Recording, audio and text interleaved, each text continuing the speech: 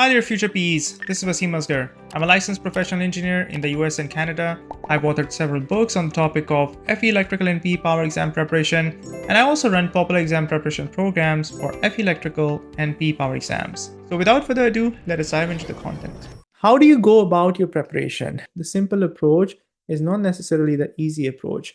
Simple approach is not to take the shortcuts. And there are two things that students who go through my FE Electrical and Computer exam preparation program and the PE Power exam preparation program recognize from the outset. And in the long run, they start appreciating it and liking it and adopt it as a way of learning moving forward. Okay. Level 3 understanding. Let me try and explain this very briefly.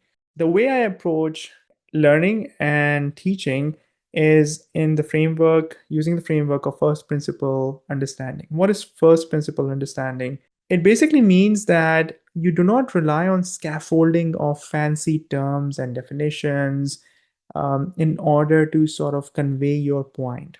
Okay, it basically means that you understand the concept inside out with the help of unbroken chain of logical explanation and understanding. Baby steps, basically. Okay, so let's pick up a concept such as inflation, which is no longer in the P power exam, but those of you who recently passed FE Electrical and Computer exam would recognize, and we all as consumers recognize what inflation is. We may be able to define it effectively as well. It is basically an increase in prices over a period of time when compared to a baseline bucket. So CPI, so Consumer Price Index, is typically considered a bucket of goods which are basically tracked, and then CPI basically gives you a sense of what the inflation is. So this is definition. This shows you that, okay, I have a level of understanding. I do understand the concept to an extent. And I would call this as level 1 understanding, where you sort of appreciate the definition, you're able to articulate what your understanding is.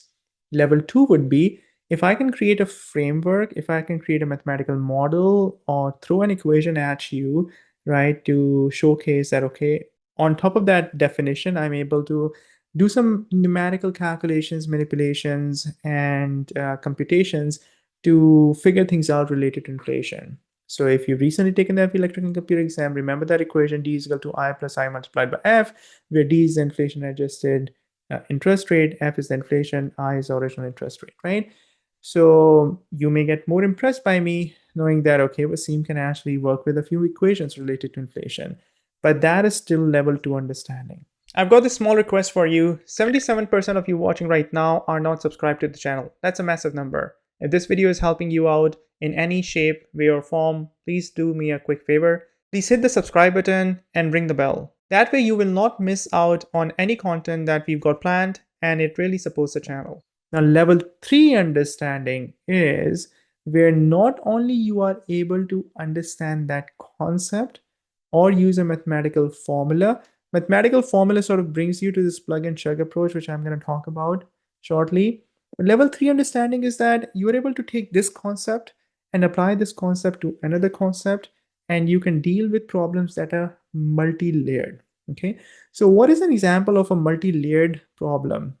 There are several examples. In fact, if you look at the P-Power sample exam, you're going to find a bunch of practice problems that they have provided that are multi-layered. But fault analysis, okay?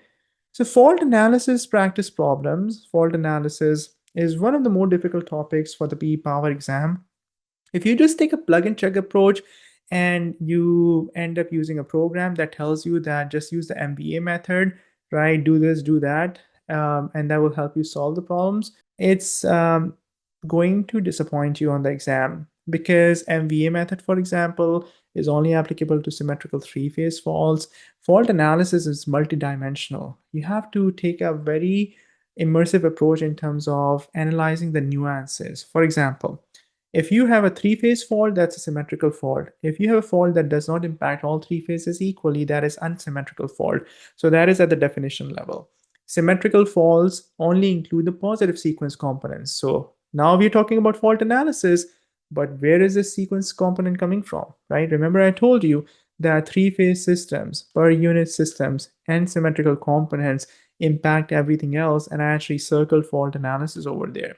So if we are dealing with three-phase fault, and I don't want to convert this session into a crash course on fault analysis, but just to give you an idea of the complexity and nuances and the convoluted nature of some of the abstract topics that you will encounter, and you will be at the crossroads of either taking a shortcut, right, just a plug and chug approach, or really understanding things inside out.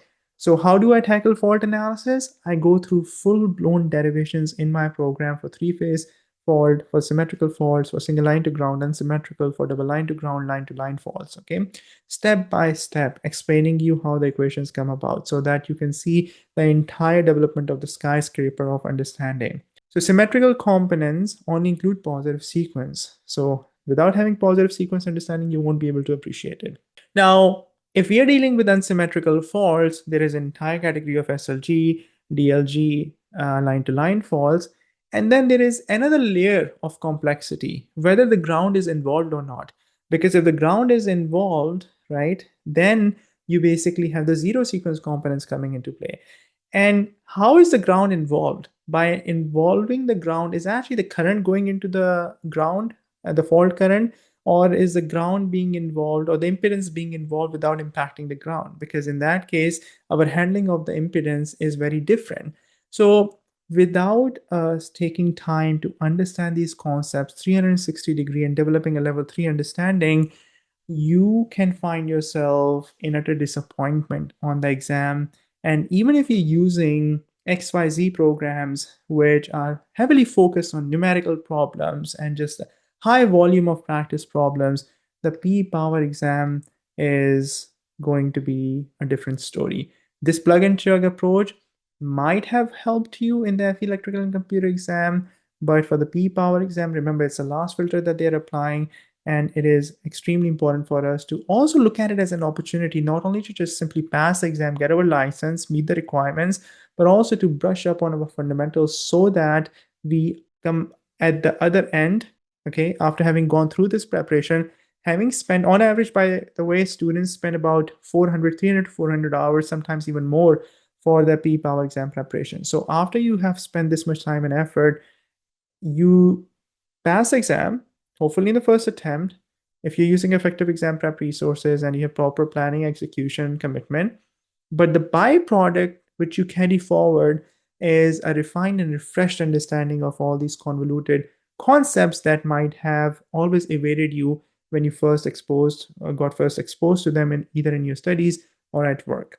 The second idea is that when you are using practice problems, they better be high quality practice problems. The practice problems shouldn't be such that they give you a sense of comfort, that they give you a false sense of confidence, actually. And you have to have time taken into consideration, although the timing requirements for the P-Power exam is not as constrained as the FE electrical and computer exam.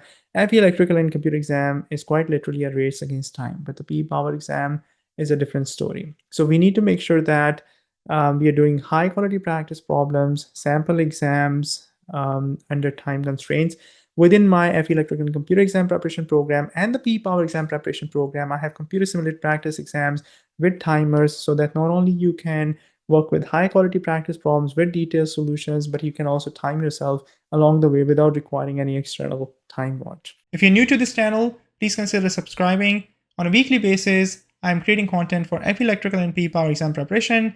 I also discuss topics related to electrical engineering with a focus on power systems engineering. If you'd like to learn more about my FE electrical and P-Power exam preparation programs, please visit my website, studyforfe.com.